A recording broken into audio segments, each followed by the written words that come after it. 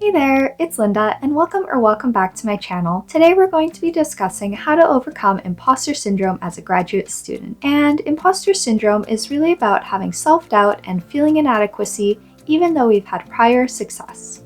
So you might be experiencing some imposter syndrome if you've had any of these thoughts come up. And the first one being that you might have felt like you're a fraud or a fake. So when I first got into grad school, I was thinking, why did they accept me? And was thinking that they might have made a mistake. Worse, I thought they might figure out that they made a mistake and try to fix their error. So you might also be thinking that you can't fail or make mistakes. So I definitely had this thought that I need to be perfect and I need to be like a professional to show that I'm really worthy of being in this program. And finally, you might be thinking that you got lucky to be in the program. So you might be thinking, I didn't deserve it or I didn't work hard enough and it was just pure luck that you got accepted. To overcome imposter syndrome, the first step is to develop some awareness around the issue. And if you're watching this video, then you're definitely on the right track. And we want to identify the thoughts and feelings we're having and when we're having them. And if you're having difficulty identifying your thoughts, then it might be helpful to write it in a journal or digitally each time you're having or experiencing imposter syndrome. Once we recognize these thoughts, we want to begin by shifting our mindset. We might be thinking that other people are gonna find out about us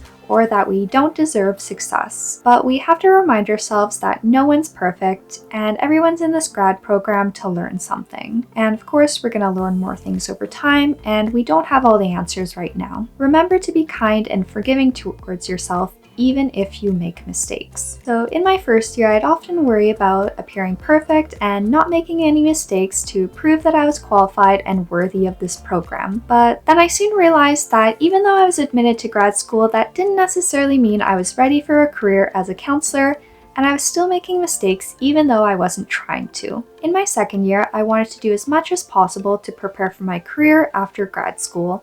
So I began to shift my mindset a bit, and I began to ask a lot more questions in class and engage in a lot more discussions. So I focused more on being a student rather than on appearing perfect in front of everyone else. So this definitely made a huge difference for me because I was way more engaged in class and I felt like I was learning a lot more, and even my counseling skills improved. So grad students, don't forget that at the end of the day, we're all just students and we're all really just trying to learn as much as we can. We don't know everything, but we can always learn more. One way I shifted my mindset was to consider failure or mistakes to be learning opportunities and to ask for help when I needed it. And you don't really need to struggle on your own. There's a lot of people at the school who will help you out, such as teaching assistants, your professor, your supervisor, program advisors, and other people in the school. So when I went to go talk to my professor for clarification about assignments, I felt a lot of relief and a lot less confusion. And your supervisor and your professor, they really do want to see you succeed in the program. And this really reminds me of a famous quote that I heard. The man who asks a question is a fool for a minute. The man who does not ask is a fool for life. So another step you can take is to talk it out with someone you trust who might be in a similar situation experiencing imposter syndrome. And when I began talking to my colleagues about these feelings, I realized that many other people in the program that I was in were experiencing similar insecurities and worries. And there's something in psychology called the spotlight effect where we overestimate how much people notice about us. And when I talked to others, I realized that they had insecurities and worries that I would have never really thought of. So for example, for me personally, I had the worry that I might have been too young to be in grad school or to be a counselor. But someone in my program had the opposite worry. They were worried that they might be too old. And to me, I would have never thought of that because I would have thought being older meant you had more life experience. By sharing these feelings of inadequacy, we can get reassurance and validation and realize that we're not alone in these feelings, and I think that makes a world of difference. I haven't completely gotten rid of all feelings of imposter syndrome in my life, but I think these strategies have definitely helped me be more of myself and be more engaged in my graduate school program. And if you're looking for more videos about graduate school, then be sure to check out this playlist and subscribe for more videos about navigating through college and beyond. So thanks so much for watching, take care, and I'll see you next time.